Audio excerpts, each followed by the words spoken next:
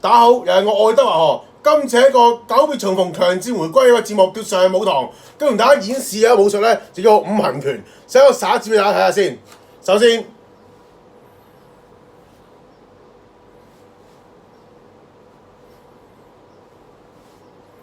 首先咧，呢簡單嘅動作咧，其實包含住呢個五行咧當中嘅五個形態或者五個元素咁樣啦。首先嚟講咧，大家應該知道啦。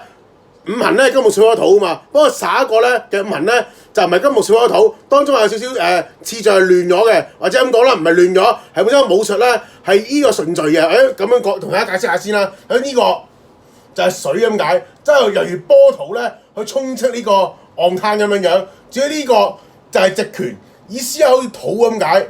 咁咧有啲土咁樣係堅硬剛硬無比，然之後呢個咧就係火，就好似侵略如火咁樣樣。至於呢個咧，大家睇唔到咩分別嘅。其實呢個咧係一個咧叫咧鳳眼拳或者虎眼拳嚟嘅，即係係咪叫尖拳啊？意思係話咧金咁解。大家知道啦，金為之利器啊嘛，所以呢個咧鳳眼拳或者虎眼拳啦，就係一個利器咁解。至於最後呢個咧就係一個賓拳，意思係木咁解。呢就收息啦。其實咧本身正常嚟講咧係耍兩轉嘅，一次就係、左先，然之後就有啦。我都亂咗啲仆理解。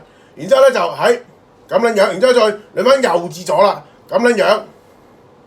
咁樣樣所以咧今次咧就係咧呢個五行拳嘅一個耍法啦。當中咧大家知道狀態唔係咁喺狀態唔係咁啦好啦，所以我耍咧可能會耍鳩亂咗嘅，希望大家多包涵啊，多包涵我大佬又係嗰句，你哋支持就有原動力，如果我唔鳩拍㗎啦，如果你唔支持我就好啦，唔該咁多啊各位，我哋今次節目就喺呢度啦。